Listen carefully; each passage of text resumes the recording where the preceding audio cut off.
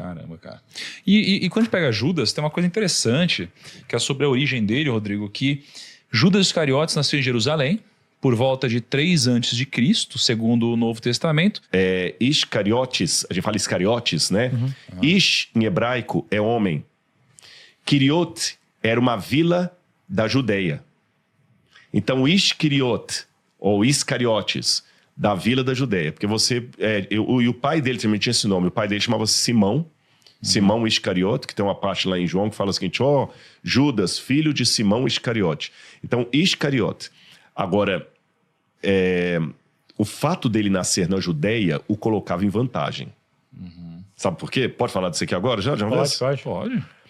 O mapa de Israel era dividido mais ou menos assim. A galera vai entender. Na época do Novo Testamento, tá? Não estou falando do Israel moderno, nem do Israel do Antigo Testamento, na época do Novo Testamento. O mapa de Israel era o seguinte. Ele tinha em cima a Galileia. Então aqui está a Galileia. Aqui embaixo ficava a Idumeia, a Pérea. Idumeia e Pérea. Aqui em cima a Galileia. Samaria e a Judeia. Desses 5 regiões, a mais espiritualmente respeitada, a mais espiritualmente, assim, glamurosa era a Judeia. Porque Jerusalém ficava na Judeia. A Galileia era a menos ovacionada. Aliás, a segunda, porque os samaritanos não eram considerados judeus. Então, vou tirar os samaritanos fora. Das regiões judaicas, excluindo os samaritanos, a melhor era a Judeia. E a pior era a Galileia. Havia tanta piada contra os galileus na época, que no Talmud, por exemplo, é dito que durante o dia do Yom Kippur, que é o único dia na liturgia judaica em que o sacerdote lia o nome sagrado de Deus em público. Você sabe que tem todo um tabu em relação ao nome sagrado de Deus. Os judeus até hoje não pronunciam. Esse amigo judeu que estava com você, se ele for um judeu assim, praticante, religioso, ele vai falar Hashem. Ele não vai falar Yahweh, o Jeová, ou Javé. Eles falam Hashem, ou Adonai.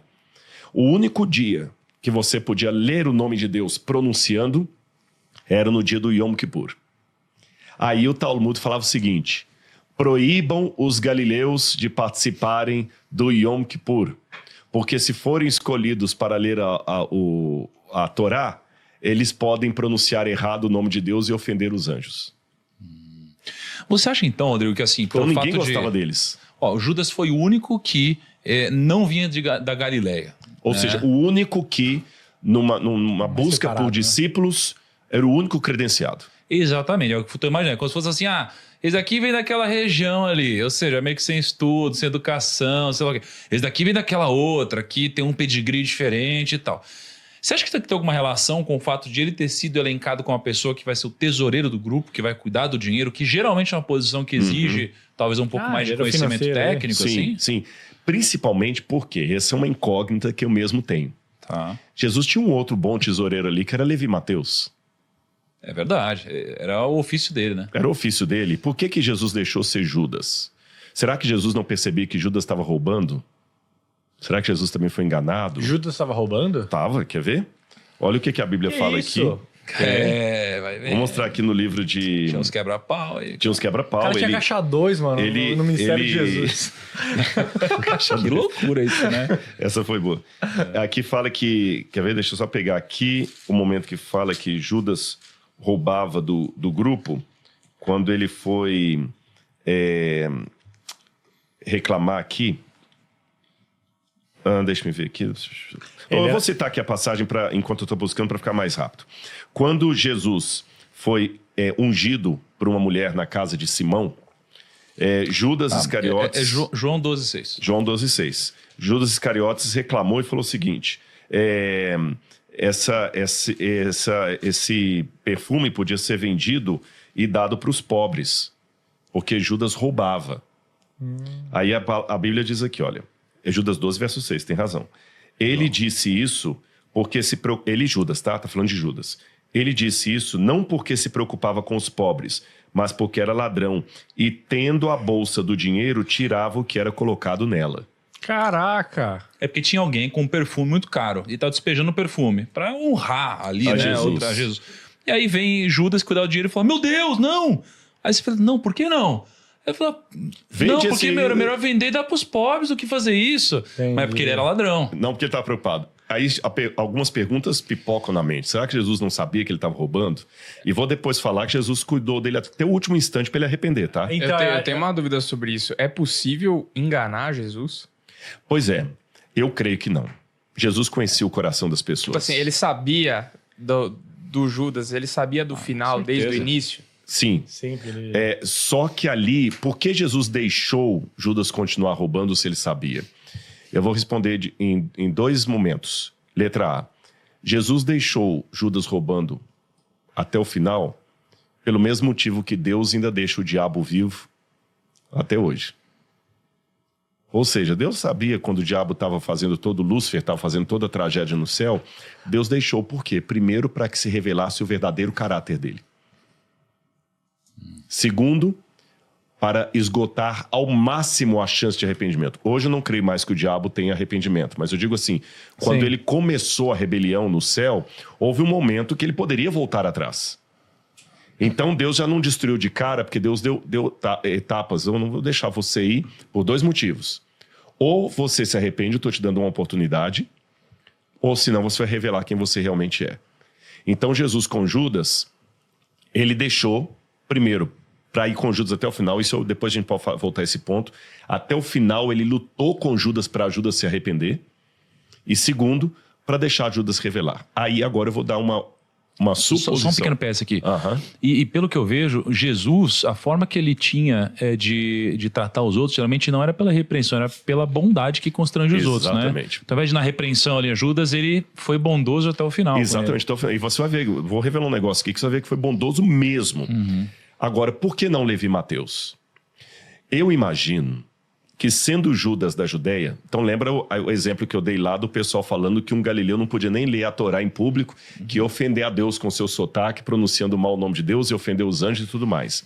Não prestava. Você tem vários textos judaicos antigos do Talmud, da Mishnah, da Guemará, Flávio Josefo, filho de Alexandria, todo mundo falando que a Judéia era pejorada pelo sotaque deles, pelo jeito deles, pelo comportamento deles.